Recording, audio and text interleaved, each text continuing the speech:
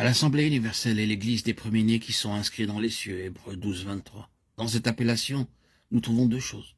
Premièrement, l'Église, qui est l'objet suprême de la préoccupation de Dieu durant cette dispensation. Puis deuxièmement, les mots, les premiers-nés, qui décrivent la nature de cet objet. Il s'agit de l'Église des premiers-nés. Les termes sont au pluriel. Et une meilleure traduction serait l'Église de ceux qui sont les premiers-nés, dont les noms sont inscrits dans les cieux.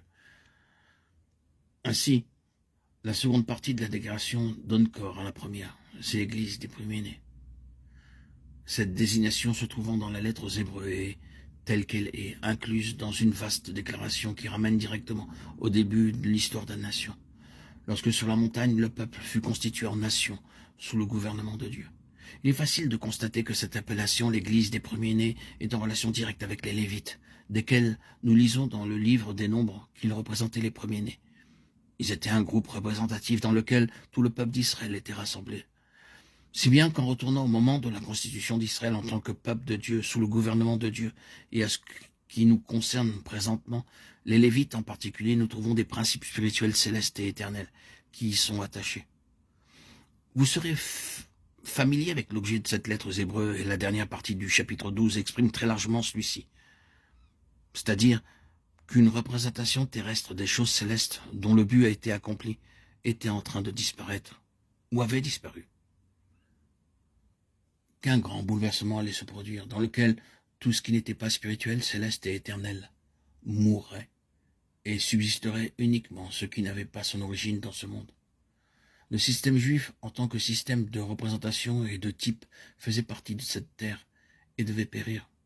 Il disparut lors de la venue de Christ, mais en tant que système, il était sur le point d'être entièrement brisé et dispersé.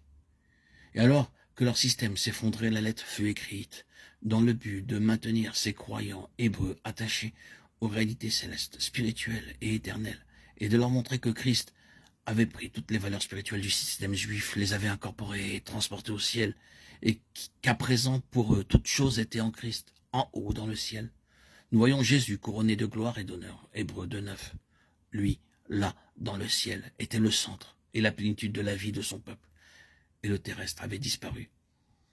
Tout cela ne nous est pas étranger, mais nous cherchons à voir les principes spirituels permanents qui ont été introduits par des figures, des types et des représentations, les images des choses qui sont dans les cieux, Hébreux 9, 23, et à entrer dans la valeur de ces principes spirituels parce qu'ils perdurent. Ils sont éternels, ils sont célestes, ils sont inébranlables, immuables, ils résistent à tout ébranlement des cieux et de la terre.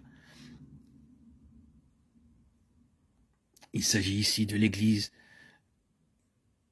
des premiers-nés, qui englobe de nombreux aspects.